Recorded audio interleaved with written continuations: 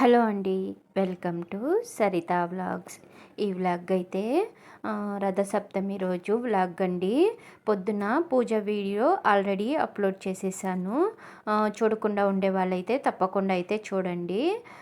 Next ఇక్కడైతే నేను మధ్యాహ్నంగా అంటే ఒక 11కి అలాగైతే వంట స్టార్ట్ చేశాను.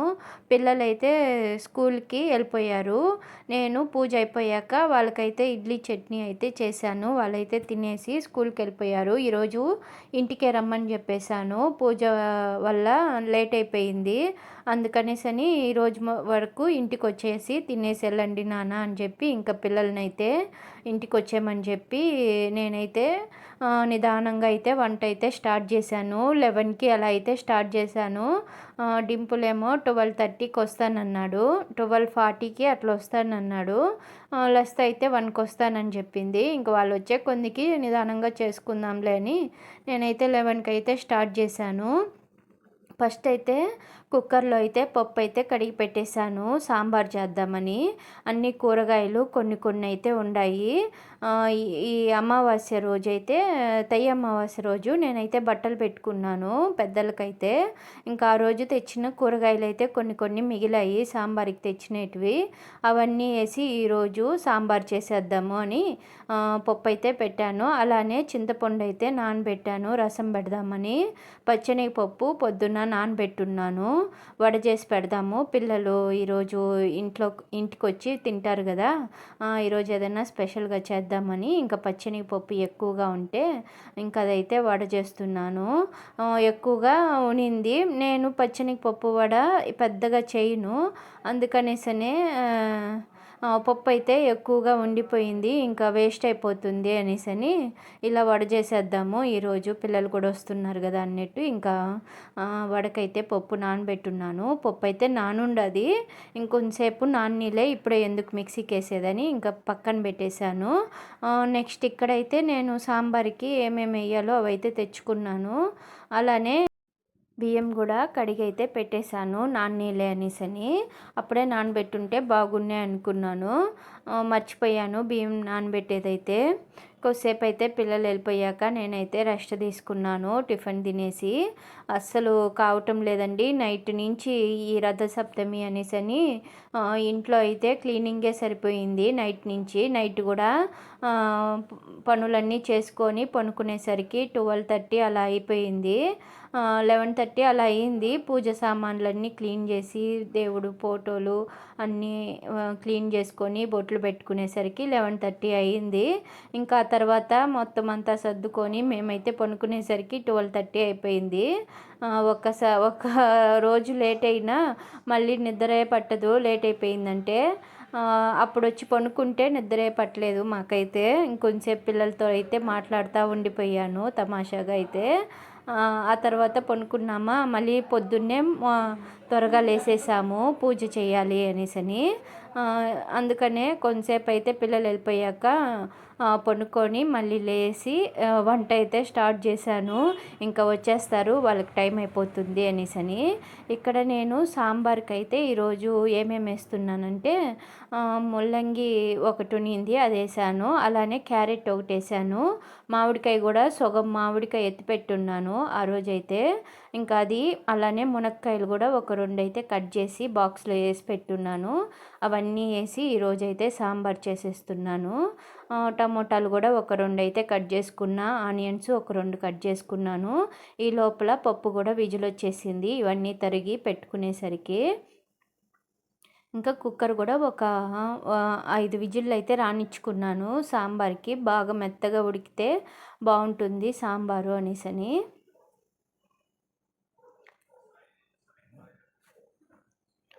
సాంబార్కి అంతా రెడీ చేసుకునేసి ఇప్పుడైతే స్టవ్ వెలిగించుకొని పెనం అయితే పెట్టుకుంటున్నాను.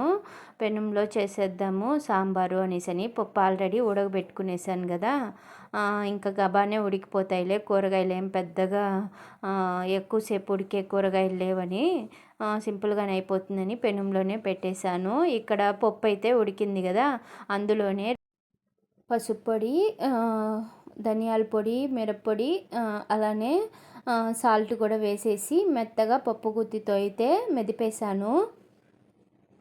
ఇలా మొత్తం కలిసేటట్లు కలిపేసి ఇప్పుడైతే మనకు సాంబార్కి తగినన్ని వాటర్ అయితే పోసుకున్నాను. కొంచెం ఎక్కువగానే పోసుకోవాలండి. మామూలు పప్పు కూరకైతే ఇన్ని వాటర్ అవసరం లేదు.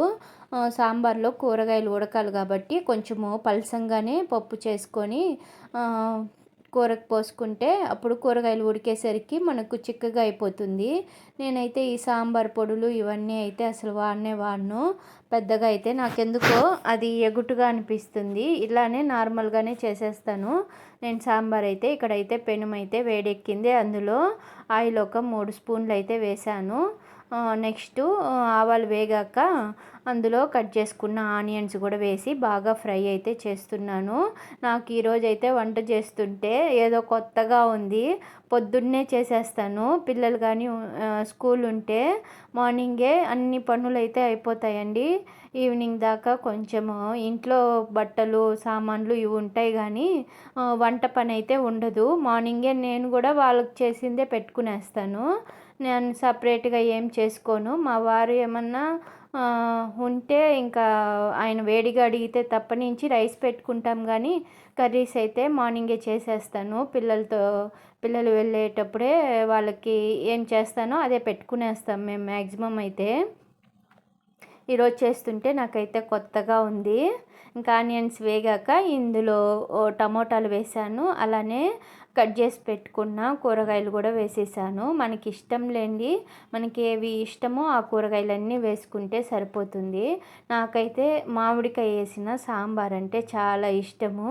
మామిడికాయ తినను కానీ సాంబార్ అయితే టేస్ట్ సూపర్గా ఉంటుందండి. మామిడికాయ వేస్తే సాంబార్ అయితే చాలా బాగుంటుంది. మునక్కాయ మామిడికాయ వేస్తే చాలు సాంబార్కి రుచే వచ్చేస్తుంది అసలు చెప్పాలంటే.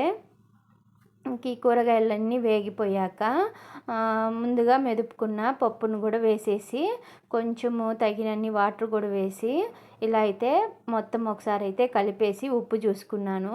నేను వేసిన ఉప్పు సరిపోయింది. ఇంకా అందుకని నేనైతే వేయలేదు. ఇంకా కుక్కర్ అయితే కడిగేసి చిన్న కుక్కర్లోనే పప్పు ఉడకబెట్టిన కుక్కర్లోనే రైస్ కూడా నానబెట్టున్నాను కదా, ఇంకా అవి అయితే కుక్కర్లోకి అయితే పెట్టేస్తున్నాను. నా రైస్ కుక్కర్ ఇంకా పని చేయటం లేదండి.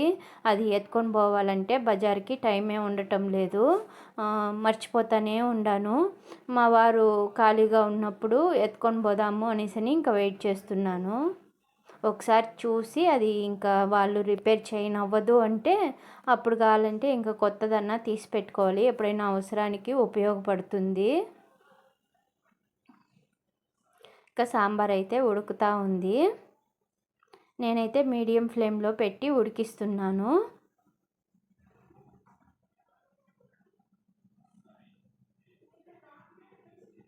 సాంబార్ అయితే అటుపక్క అయితే పెట్టేశాను.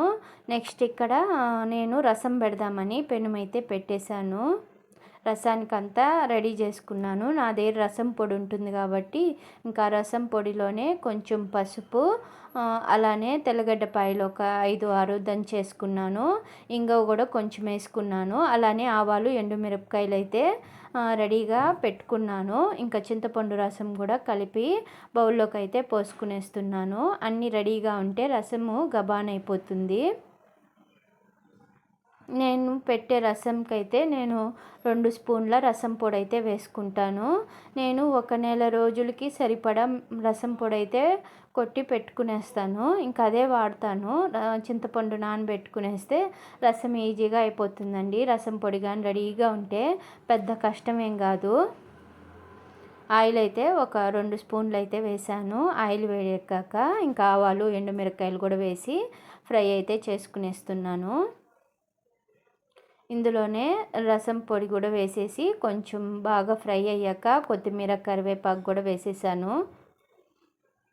నాకు రసంలోకి అయితే కరివేపాకు కొత్తిమీర కానీ ఎక్కువగా ఉంటే ఇంకా ఎక్కువగానే వేసేస్తాను. ఫ్లేవరు రసంలోకి ఈ కొత్తిమీర కరివేపాకు ఫ్లేవరే నాకు బాగా ఇష్టము. మనం ఎంత ఎక్కువ వేస్తే అంత ఫ్లేవర్ అయితే ఉంటుంది. రసం కూడా చాలా టేస్ట్గా కూడా ఉంటుంది. ఈరోజైతే నేను మామూలు రసమే పెట్టేశాను, చింతపండు రసమే, టమోటాలు ఏం వేయలేదు. ఇంకా సరిపడా సాల్ట్ కూడా వేసేసాను. రాళ్ళుప్పు ఉంది కానీ నేను పైన పెట్టేశాను పోసి డబ్బాలో అయితే.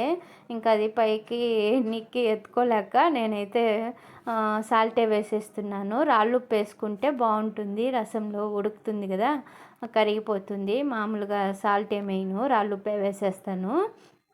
ఇంక ఇక్కడ కొంచెం కూరగాయలు అయితే ఉడికిపోయాయి. ఇంకా తగినంత చింతపండు రసం అయితే వేసేసాను. మరీ ఎక్కువ పులుపు వేయలేదులేండి, ఆల్రెడీ మామిడికాయ వేసున్నానని కొంచెమే చింతపండు పులుసు అయితే పోసాను. రసం కూడా కాగిపోయింది. ఇంకా స్టవ్ ఆపేసి రసంనైతే ఒక బౌల్లోకి అయితే పోసుకొని పెట్టుకునేస్తున్నాను.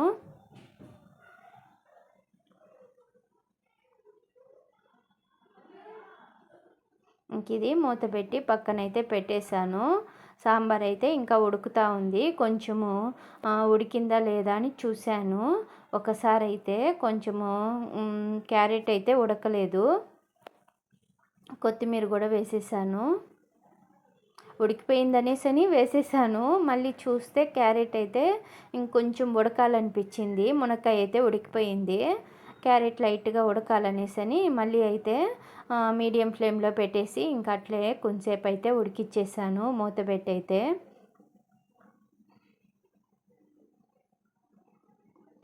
సాంబార్ కూడా రెడీ అయిపోయిందండి. ఇంకా నేనైతే స్టవ్ ఆపేసాను. బాగా ఉడికిపోయినాయి అన్ని కూరగాయలు, సాంబార్ కూడా చిక్కబడిపోయింది. ఇంకా నాకు సరిపోతుందిలే అనిపించి ఇంకా స్టవ్ అయితే ఆపేసాను.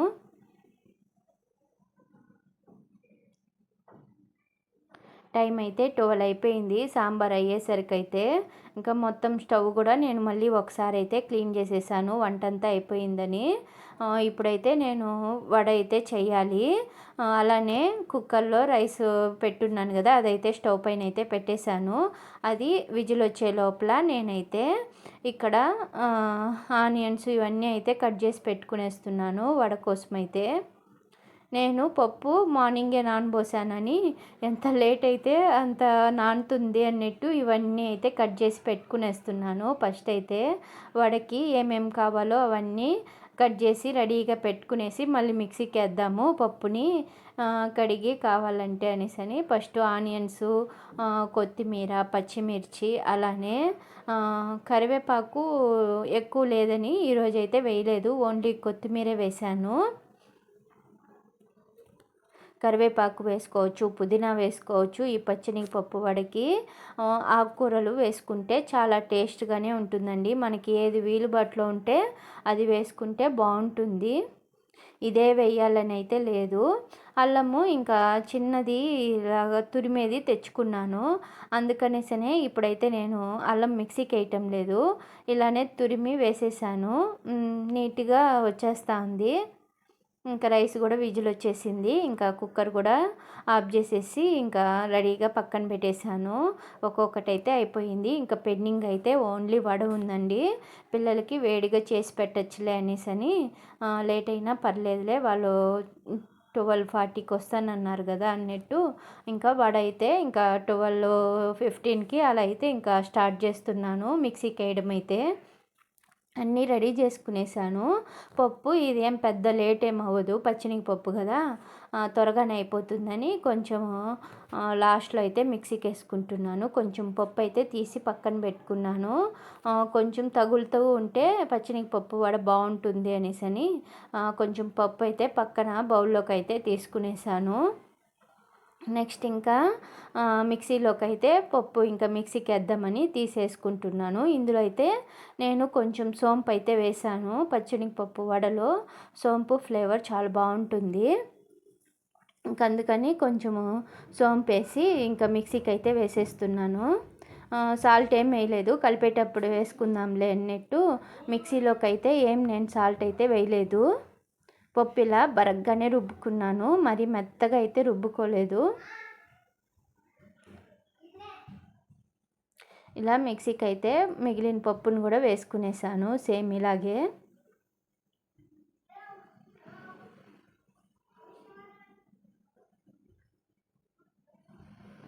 ఇంకెలా పప్పు అంతా మిక్సీలోకి వేసుకునేసి మిక్సీకి అయితే వేసేసాను పప్పు అంతా.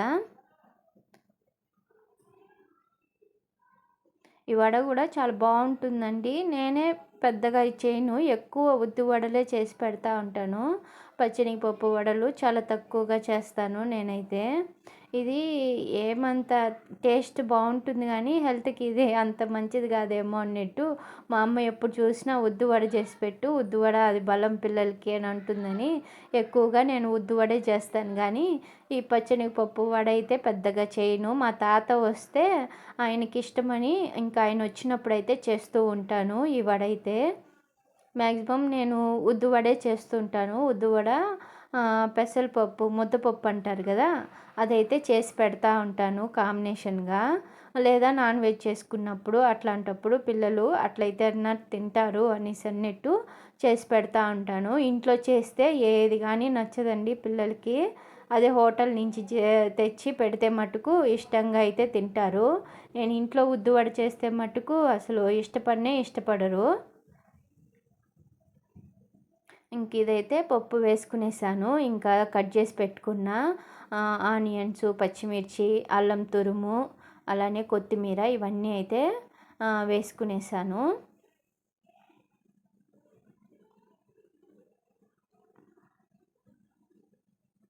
మనకి ఎంత కారం కావాలో అంత పచ్చిమిర్చి అయితే వేసుకోవచ్చు. నేను ఒక 4 ఏమో పెద్దవిగా ఉన్నాయి. ఒక 4, 5 వేసాను పచ్చిమిర్చి అయితే. కొత్తిమీర కూడా కొంచెం ఎక్కువగానే వేసుకున్నాను బాగుంటుందని. ఇంకా సాల్ట్ వేసాను ఒక స్పూన్ అయితే, ఒక అర స్పూను వంట సోడా అయితే వేసాను. కొంచెము బాగా క్రిస్పీగా వస్తాయి వడలు అన్నట్టు కొంచెం వంట సోడా అయితే వేసి మొత్తం అయితే ఇప్పుడైతే కలిపేస్తున్నాను.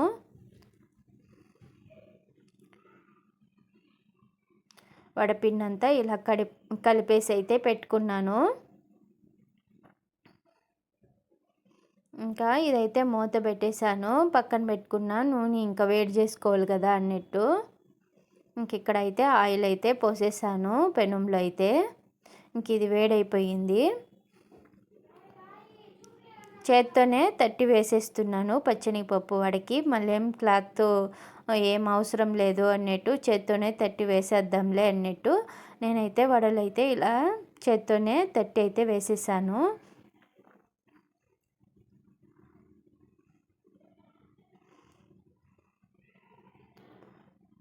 ఇలా అయితే చేత్తోనే తట్టి అయితే వడలైతే వేసేసాను. నేను ఇవి వేస్తా ఉండంగా మా డింపుల్ అయితే వచ్చేసాడు. సరే నువ్వు ముఖము కాళ్ళు చేతులు కడుక్కోనానా, నేను ఈ లోపల వడ చేసేస్తాను అని చెప్పి ఇంకా నేనైతే వడలైతే చేసేస్తున్నాను. మా వారిని కూడా లేయమని చెప్తున్నాను. ఈరోజు పిల్లలు వచ్చారు ఇంటికి, మీరు కూడా లేచి రండి అందరం కలిసి తిందాం ఈరోజు అని చెప్పి ఇంకా మా వారిని కూడా లేపాను. పిల్లలు వచ్చారు కదా లేయండి అనేసని. మామూలుగా అయితే మా వారు నైట్ డ్యూటీ పోయిచ్చేస్తే 2 పైన అయితే లేస్తారు.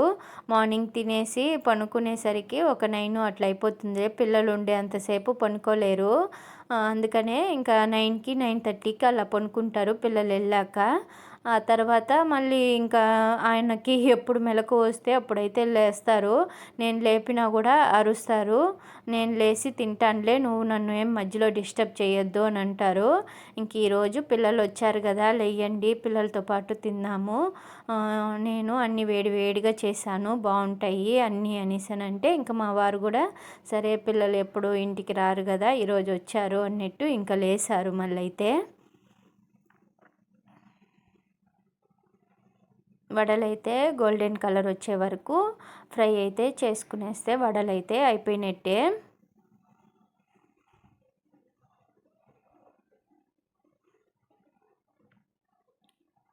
చాలా బాగా వచ్చాయండి వడలు కూడా, బాగా క్రిస్పీగా ఉన్నాయి. నేను మరీ మెత్తగా వేయలేదు కదా, పప్పుగా అట్టే వేసేసాను బరగ్గానే. బాగా వచ్చినాయండి వడలైతే, చాలా టేస్టీగా వచ్చాయి వడలు కూడా.